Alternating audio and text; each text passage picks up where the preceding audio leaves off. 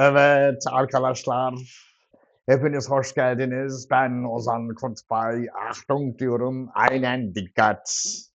Arkadaşlar, bugün ayın 22'si, yarın ayın 23'ü ve Ay Akrep'teki dönüşüm frekansındaki ilerleyişini sürdürecek ve her derece ilerledikçe, yükseldikçe o değişim daha şiddetleniyor, etkisi daha da yükseliyor. Şimdi bakalım burçlarda olaylar nasıl gerçekleşecek? Tarot bu konuda bize neler söylüyor? Onu şimdi gözden geçireceğiz. Evet arkadaşlar, kartlar elimizde. Güneş burcu ve yükselen burcu Koç olan arkadaşlar. Sizin 8 numaralı evinize denk geliyor. 8 numaralı evin sahibi Akrep'tir. Ve krizler evidir, borçlar evidir, açık düşmanlar evidir. Aynı zamanda duygusal derin dönüşümlerin egonun törpülenmesi gerektiği evidir. Aynı zamanda yeraltı dünyasının giriş kanalıdır. Akrep olduğundan dolayı. Şimdi bakalım Güneş burcu ve yükselen burcu Koç olanların yarını nasıl geçecek? 1 numaralı kart, 2 numaralı kart ve 3 numaralı kart diyor ki 1 numaralı kart diyor ki evet, akışta bugünden sonraya olan süreçte ruhunuzdaki takıntılar, dürtüsellik hırsı, ondan sonra maddesel hırs, takılı kalmalar sebebiyet verebilir. Burada şeytan kartı var.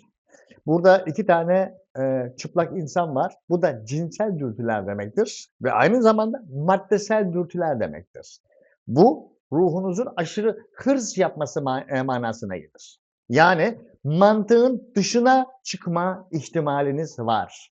Mantığın dışına çıkıp da takılı kaldığınız takdirde o 8 numaralı evde dönüşümü elde edemezsiniz, geçiremezsiniz o dönüşümü. O yüzden yapılması gereken şey her zamanki yaptıklarınızı yapmamak. Çünkü her zamanki yaptıklarınızı yaparsanız daha önceki aldığınız sonuçları elde edersiniz. Daha önceki aldığınız sonuçları elde ettiğiniz için zaten bu noktadasınız. Daha üst frekansa geçmek durumundasınız. Arkadaki geçmişe odaklanmaktansa öndeki fırsatlara odaklanırsanız çok daha iyi, verimli olur ve gerekirse otoriter, gerekirse aksiyon, takılı kalmak yerine. Olmuyor mu? Bırak abi, yürü. Olmuyor mu? Bırak, yürü. Kendini kendine kanıtla arkadaşım. Burada olmadı. İyi o zaman başka bir yöntem dene. Başka bir alan dene. Başka bir şekilde dene. Çünkü onları daha önce denedin, olmadı. Yenisini de deniyorsan olmuyorsa bırak, devam et yoluna sayın koç. Orada takılı kaldığın sürece ki takılı kalma olasılığın çok yüksek. Olduğun yerde sayarsın, olduğun yerde saymazsın, geri geri gidersin çünkü zaman ilerliyor. Mayday, mayday sayın koçlar. O yüzden yarın çok önemli. Çünkü Akrep burcunu Mars yönetir, sizi Mars yönetir. Yani size çok benzeyen ama tersten gelen bir akış. Achtung! O yüzden sayın koç burçları yarına ivmedik bir şekilde dikkat etmek gerekiyor. Gelelim Boğa burcuna 7 numaralı ev. Ciddi işler, anlaşmalar ve ortaklıklar. Nedir, ne değildir orada? Sayın Boğalar, 1 numaralı kart, 2 numaralı kart ve 3 numaralı kart. Boğa burçları için ne diyor? Duygusal açıdan rahat. Bir süredir boğalar duygusal açıdan rahat. Aynen. Ama fazla rahatlık boğada, sadece boğa burcunda büyük sıkıntı. Niye? Aman hallederiz. Oraya hiç odaklanmaz. O hallederiz hiç gelmez. Çünkü o da oraya gitmesi gerekiyor. Aynen. Ve hallederiz dediği sürece de bu süreç içerisinde mevzu ciddi işler ve ciddi ilişkiler olduğu için önünüzü öngörmeniz gerekiyor. Çünkü bir ortaklık meselesi. Yalnız değilsiniz sayın boğalar. Yalnız olmadığınız için onlardan alacağınız destekle zaten gideceksiniz. Tek başına zaten gidemezsin. O destek alman şart Sayın Boğa. O yüzden 7 numaralı ev zaten ortaklıktan evi. Gerekirse ortağından alacağın destekle hamleleri değiştireceksin Sayın Boğa. Tek başına yapabileceğin şey değil. Sen burada dur, ben gidip şunu yapayım. Sen burayı tut. Veya ben tutayım, sen git yap. Yeter ki önümüz açılsın, önümüzü öngörelim. Yarın bu süreç. Ama bunun için o rahatlığı bir kenara bırakman gerekiyor. Sayın Güneş Burcu ve Yükselen Burcu Koç. Ay Güneş de Aslan Burcu'na geçiyor. Ve hafta sonundan sonra Satürn de retroya başlıyor. Orada bu geçiş aşaması oldukça önemli. Ve mevzu 7 numaralı evse aslında mevzu 1 numaralı ev. Konfor alanın yani. Şimdi aman yaparız dersek sıkıntıyı konfor alanında yaşarsın. Başka hiçbir yerde yaşamazsın. Matematik bu. Aynen bitti. Gelelim İkizler Burcu'na. Alçalan yay, 6 numaralı ev akrep. Organizasyonlar ve kararlar ve yönetimler. Bakalım Sayın İkizler Burcu'nun durumu nedir, ne değildir? 1 numaralı kart, 2 numaralı kart ve 3 numaralı kart. Ne diyormuş Sayın İkizler için? Bir süre önceki sorumluluğu ve otoriteyi konuşturduysanız eğer, çünkü 1 numaralı kart geçmişten gelir. Onları aldıysanız inandığınız yolda ilerliyorsunuz demektir. Şimdi başkasının otoriteyle gidiyorsan, kendi inandığın yolda gitmiyorsan sıkıntı. İnandığın yolda gidip otoriteyi alamıyorsan yine sıkıntı. Yine sıkıntı. Çünkü 6 numaralı ev organizasyondur. Orada onun oturması gerekiyor. Bak 2 tane büyük arkana kartı birden. İkisi de ilk 7 kart. 4 numaralı kart Koç burcu tarafından yönetilir. İmparatordur. 1 numaralı kart, pardon 5 numaralı kart zihin, içsel dengedir. Aziz kartı senin inandığın yoldur ve senin inandığın yolda kurduğun otoritedir. Mayday, mayday, mayday, mayday sayın ikizler. O otoriteyi eline alıp adını koyman icap ediyor Sayın Güneş Burcu ve Yükselen Burcu ikizler. Çünkü 6 numaralı ev boru değil, başkasının organizasyonuna girip işte inandığım yol ama otorite tamamen başkasına ait. Olmaz. Olmaz. Hem otorite sen olacaksın, hem senin inandığın yol olacak, hem de adını koyacaksın istediğin şeyin. Kaybetme korkusuyla bunu yaparsan hiç yapamazsın ya da yaparsan mantıksız yaparsın, saçmalarsın. Ondan sonra o algoritmayı baştan, organizasyonu baştan kurman gerekir. Geç yap ama yap sayın ikizler. Önemli olan yapacak olman. Matematik. Sıkıntı yok. Gelelim şimdi Yengeç burçlarına. 5 numaralı ev, yaratıcılık evi. Achtung. Flörtler evi ve evcil hayvanlar, çocuklar evi. 1 numaralı kart, 2 numaralı kart ve 3 numaralı kart sayın yengeçler. Nedir, ne değildir? Diyor ki, sabırlı bir süreçten geçtiniz, ektiğinizi biçmek için, tılsımların yedilisi. Şimdi yapacağınız icraatlar kişilere ya da bulunduğunuz ortama oturmuyorsa ki oturmama ihtimali var. Kılıçların altısı burada. Orada ona göre hareket etmen icap eder sayın yengeç. Buna boşu boşuna 5 numaralı ev denmiyor. Tam 5 numaralı ev kartları.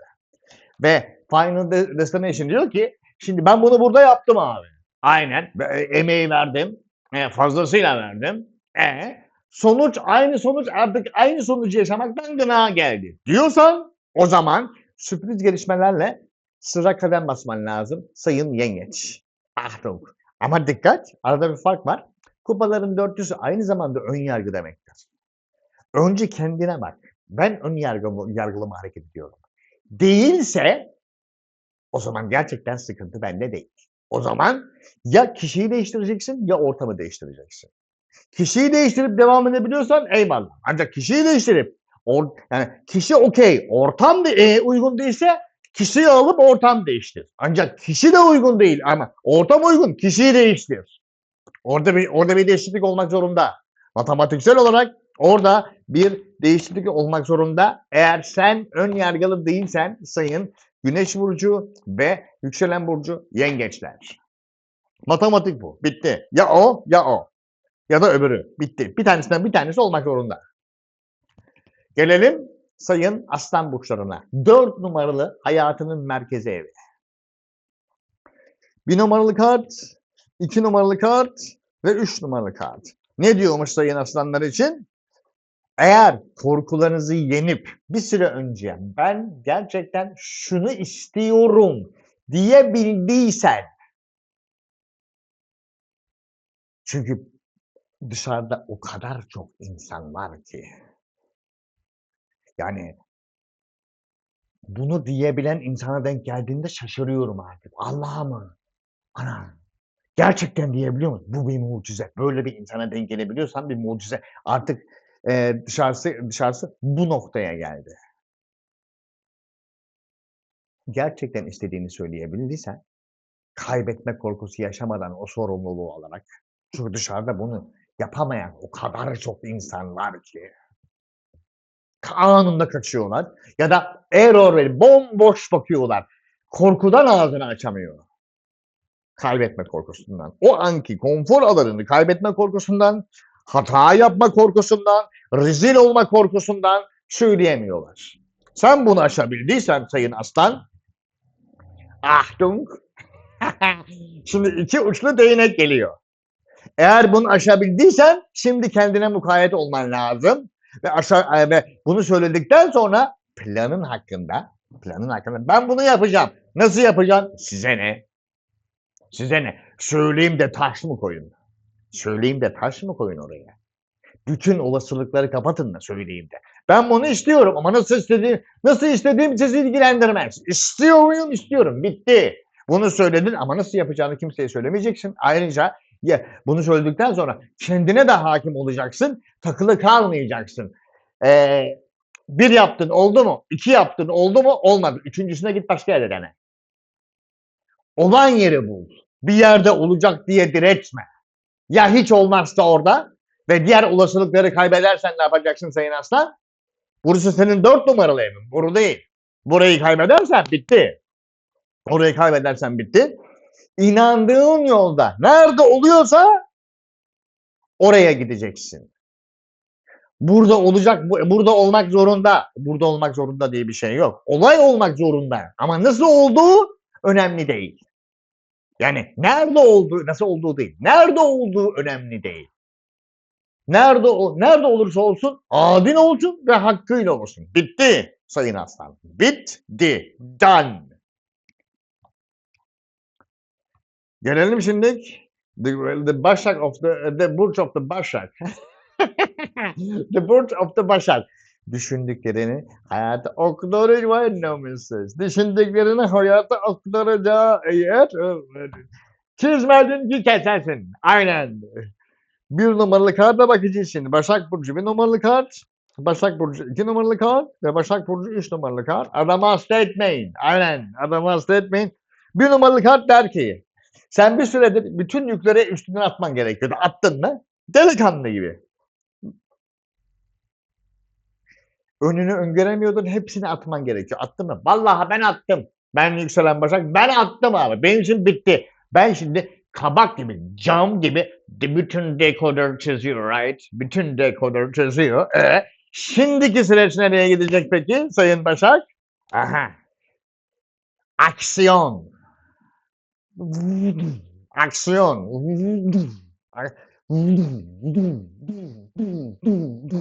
Aksiyon sayın Başak. Değneklerin kralı. Aksiyon, risk, aksiyon, action, action and risk.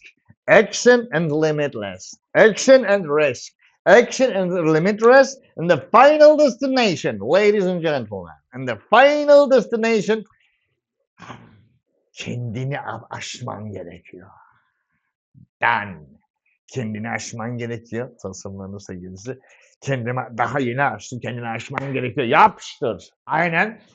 Oraya yapıştıralım mı? Evet, şimdi de buraya yapıştır. Ve aparkat buraya. Bir aparkat buraya.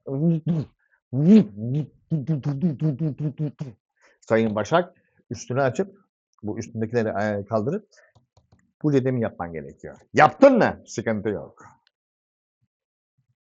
Yaptıysan sıkıntı yok. Yapmaya doğru gideceksiniz çünkü. Mayday, mayday. Aynen.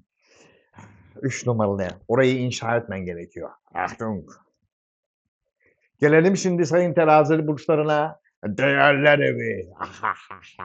Değerler evi sayın teraziler. 1 numaralı kart, 2 numaralı kart ve 3 numaralı kart. Ne diyormuş sayın teraziler için? Homara.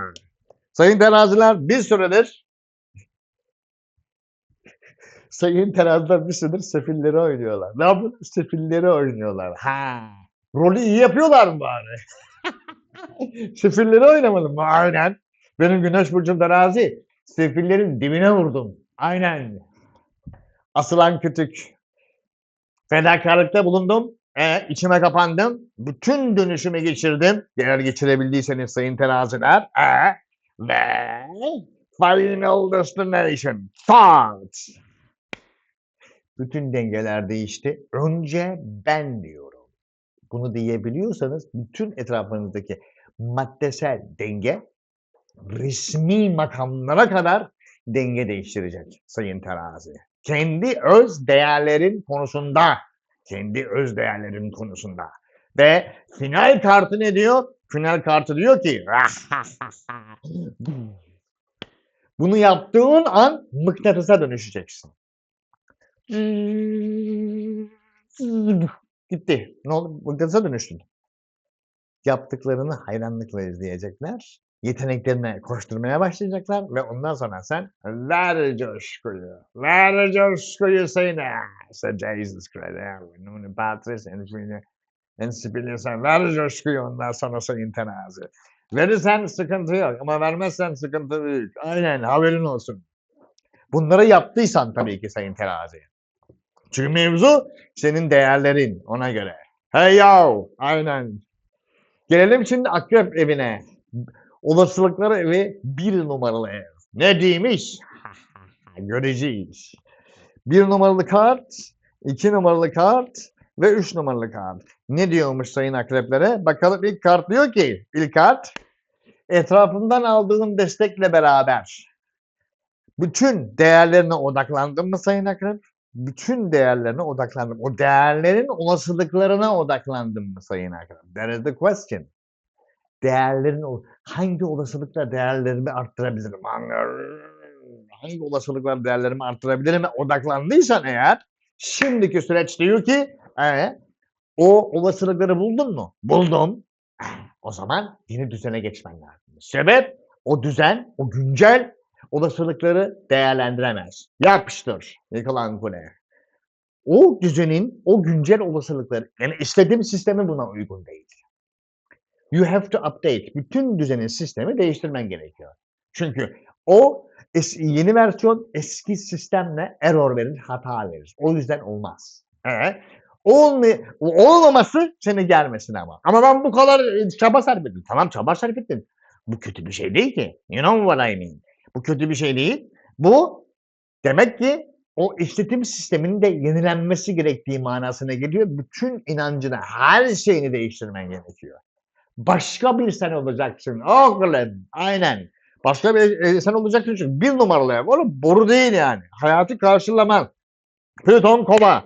Ne diyor? Üst bilince geçeceksin. You know what I mean? Üst bilince geçeceksin. Üst bilinç şu anki bilinç değil. Şu anki bilinci resetleyip, formatlayıp dijital bir vaziyette üst aşamaya geçeceksin. Burası oraya geçince maalesef düzenin de oraya geçmek zorunda. Yoksa bir gireceksin eve bir şey içime sinmiyor. Bir şey değil. İçine sinmeyen bir şey değil. Sistemin içine sinmiyor. Çünkü artık frekans uyuşmuyor. Öyle olmak zorunda. Yapacak bir şey yok. Gelelim şimdi uçan pistişikler. 12 numaralı ev sayın yaylar. Nedir ne değildir? 1 numaralı kart, 2 numaralı kart ve 3 numaralı kart sayın yaylar. Ne diyormuş? Sıkıcan eskiden bunu İzmir'de bana çok söylerdi. Canım sıkılıyor ya. Sıkıcan iyidir. Ya şimdi çabuk çıkmaz klişesine girmeyeceksin. Buram buram kokusu geldi çünkü. Yani abi artık bu klişe çok eskidi lan. 20 yıllık klişe oğlum. Aynen 20 yıllık klişe. Bırakın artık o klişeyi. O klişelerle beraber ama ön yargılarınızı da bırakın. Eğer ön yargınız değilse kişileri zaten direkt bırakın. Aynen. Kişileri direkt bırakın. Bırakamam. Niye? Çünkü aramızda bilmediğin sırlar var. Şöyle sırlar olabilir mi acaba? Nereden biliyorsun lan onu? Gece orada değildim ama çektiğimde tarot dedi ki o olay yatak odasına kadar gitmiş. Gitti. Gitti. Ama yapacak itiraf etmek zorundayım. Yapacak bir şey yok. İçim gitti. Gitti. Peki sonuç? Garip denen bir şey var ya. Aynen. Sonuç sayın Yay. Buram buram ateşin sardı da sonuç. Sonuç. Bildiğin gibi değil. Ne orası beklediğim gibi oldu. Ne orası beklediğim gibi oldu. Ne ondan onun dışarı ne içerisi ne öncesi ne orada o an sırası ne ondan sonrası gına olacak gibi değil ya. Ben kendimde arıyordum sorun. Sorun bende değilmiş oğlum. O zaman bundan sonraki süreç alacağın haberlere panik yapmayıp hakkını vereceksin. Tık hakkını vereceksin ve sen kendi enerjini olduğu gibi kendine aktarıp daha köklü, daha üst level'a geçiş yapacaksın ve bunun için de sürprizlere açık olacaksın. Gelen o sürprizler şunu diyecek sana: ya derhal yürü, ya bizi ya illüzyonları feda et. Bir tanesinden bir tanesi sayın yani.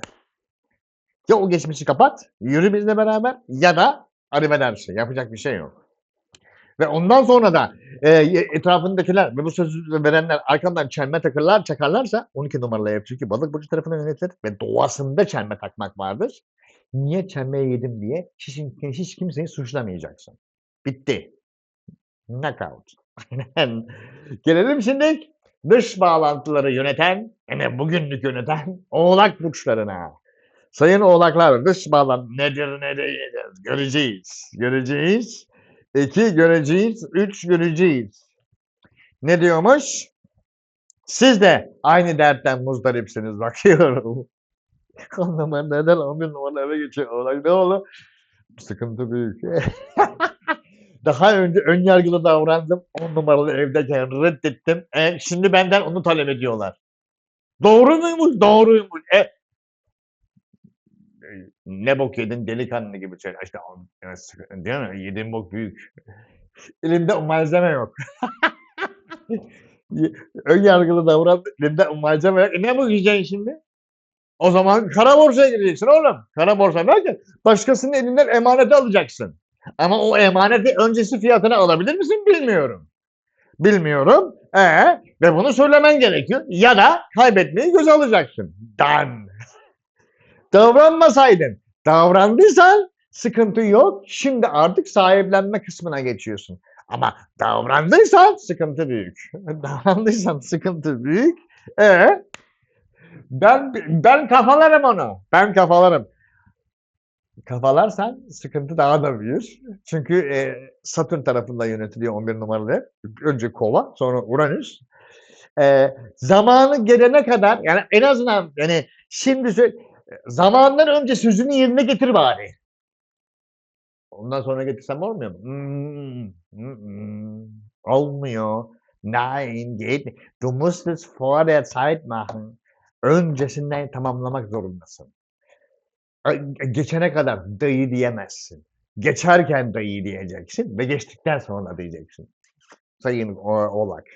Ve hiç kimsenin seni de kandırmasına müsaade etmeyeceksin. Bitti.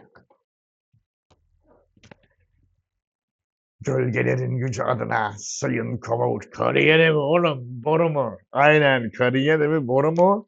1 numaralı kart sayın Kova, 2 numaralı kart sayın Kova ve 3 numaralı kart sayın gölgelerin gücü adına. 1 numaralı kart diyor ki riski aldın mı arkadaşım aksiyona girdin mi daha önce? Aksiyona girdin mi? Girdiysen sayın Kova sıkıntı yok. Ama girmediysen tırısıp gittiysen Tırsıp gittiysen şimdi dağılma aşaması. Şu anda tamamen dağılırsın. Çünkü elinde avucunda hiçbir şey kalmaz. Ve şu anda üstünde yük olur ama değer kalmaz. Yok, riske girdim, değeri aldım ama aldıktan sonra üstündekileri attım. Şu anda tam o aşama.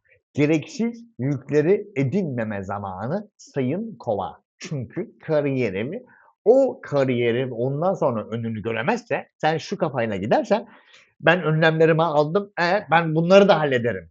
Ne halledersin? Ne halledersin? Hallettikten sonra bakarsın ki 10 numaralı kariyer evinde enerji sıfırlanmış.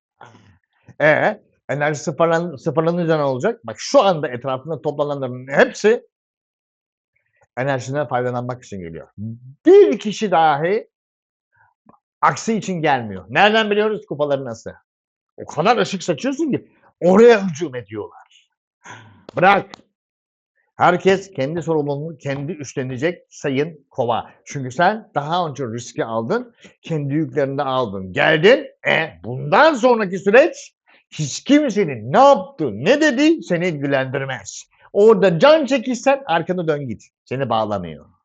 Herkes kendi sorumluluklarını taşıyacak. Bitti. Done. Bak yapmazsan kaybedersin. Enerjin kalmaz. Gelelim sayın balık burçlarına. Krizlerden çıktı. Şimdi yaşamını tazeliyor sayın balık. Bakalım nasıl tazeliyormuş. 1 numaralı kart, 2 numaralı kart, 3 numaralı kart sayın balıklar. Ne diyormuş? Bir süredir tırmalıyorlar. O aşamaya geçiyorlar ama şu anda. Tırmalıyorlar. Değneklerin dokuzlusu. Şimdi hangi aşamaya geçiyorlar? Sürpriz. Sürpriz. Bir dur. Bir bakacağım. Son aşama, son böyle can çıkışırken bir yere atış yapması gerekiyor. Ama yanlış hedef olmayacak. Yanlış hedef olursa boşa gider. Boşa atış yapmayacaksın. Nasılsa olur diye atış yapmayacaksın. Nasılsa toparlarım diye atış yapmayacaksın. Hele içinde kalanları bunu atayım sonra ben başka toparlarım. Yani içimde kalmasın. Bırak kalsın. Niye? Çünkü doğru hedefe daha sert atış yaparsın. Sen içinde kalanı o kişiye atarsan buraya atacak enerjin kalmaz. Bitti. Bu sefer de basarsın de ne oldu? Empty. Enerji kalmadı. Orada yapmasaydın o atışı. Çünkü oradaki atışı içindekini atarken hepsini attın. Buraya enerji kalmadı. Otomatik olarak yanlış hedef. Yanlış hedef. Orada empty diyorsa o kapı açılmaz. O kapı açılmazsa da yolun açılmaz. Kalırsın orada. Bak intikam almaya kalktım. Kendi yolumu kapattım. Ben senin yolunu kapattım. Bu yol için kullanman gereken enerjiyi yanlış hedefte kullandın.